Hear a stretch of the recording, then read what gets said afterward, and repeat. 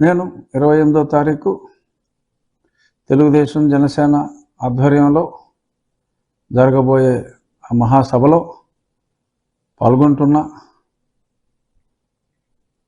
ఇందాక చంద్రబాబు నాయుడు గారు మాట్లాడినప్పుడు జనసేన సమావేశంలో త్వరలో భారతీయ జనతా పార్టీ కూడా రావచ్చు, ఆ తర్వాత ఎంపీ సీట్లు మిగిలినవన్నీ కూడా తేల్చి ఒకేసారి ప్రకటన చేస్తామని చెప్పడం జరిగింది. సో అంచేత ఈ లోపే ప్రకటన వస్తే కూటమి తరపున ఒక పార్టీ అభ్యర్థిగా ప్రకటన రాని ఎడల నేనుగా భవిష్యత్ కూటమి అభ్యర్థిగా అక్కడ ఉంటా. బట్ 28వ తారీఖు తాడేపల్లిగూడెం పక్కనున్న ప్రత్తిపాడులో జరిగే ఆ బహిరంగ సభ చంద్రబాబు నాయుడు గారు, పవన్ కళ్యాణ్ గారు పాల్గొనబోయే ఆ బహిరంగ సభ అత్యంత విజయవంతం చేయాలని కుళ్ళు ఏడ్చేసేలాగా, తాడేపల్లి వాళ్ళు కుళ్ళు ఏడ్చేసేలాగా ఎంతమంది జనం వచ్చినా రాని జనం, వెళ్ళిపోయిన జనం అని వైసీపీ మీటింగ్ ఫోటోలు అవే పెడతారు. ఏం పడక్కర్లా, మన పని మనం చేసుకుంటూ ముందుకెళ్ళిపోదాం. ఇందాకే టీవీలో చూసా, పాప సజ్జల గారు ఆయన విలాపం చూస్తే జాలేసింది.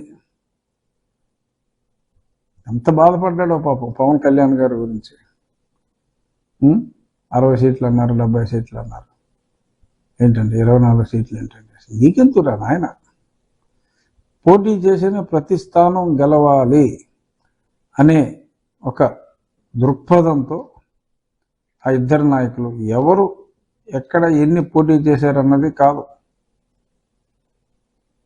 ఒక స్థానం తీసుకున్నా పొత్తే అందరి సమిష్టి నాయకత్వమే. ఇది ఎప్పటి నుంచో నేను చెప్పుకొస్తున్నా, మళ్ళీ చెప్తున్నా ఈ సజ్జల గారికి, అరే భాయ్ నువ్వు ఫరక్ పడమాక, నీకేంది సంబంధం, మీకేమిటి సంబంధం, మా పార్టీలు మా పొత్తులు మేము చూసుకుంటాం, ఎందుకు ఏడుపు? మీరేం చేశారు ఇప్పుడు దాకా? 6 విడతల్లో ఒక 60 స్థానాలని మీరు అనౌన్స్ చేశారు. చాలా స్పీడ్గా చేస్తాడు జగన్మోహన్ రెడ్డి డెసిషన్ మేకింగ్. ఏంటి బొచ్చు? మరి ఇవాళ చంద్రబాబు నాయుడు గారు, పవన్ కళ్యాణ్ గారు కూర్చుని పావుగంటలో 94 స్థానాలు తెలుగుదేశం, 5 స్థానాలు జనసేన, అంటే 99 స్థానాలు చిటికెలో అనౌన్స్ చేశారు. రేపు భారతీయ జనతా పార్టీ కూడా అయిపోయింది, పొత్తులోకి వచ్చిన తర్వాత మిగిలిన 76 స్థానాలు, అలాగే 25 పార్లమెంట్ స్థానాలు at a time single shot వచ్చేస్తాయి. మీరు 30 విడతలు వేస్తారా? మళ్ళీ మార్పు విడతలు ఉంటాయా? మీరు చూసుకోండి.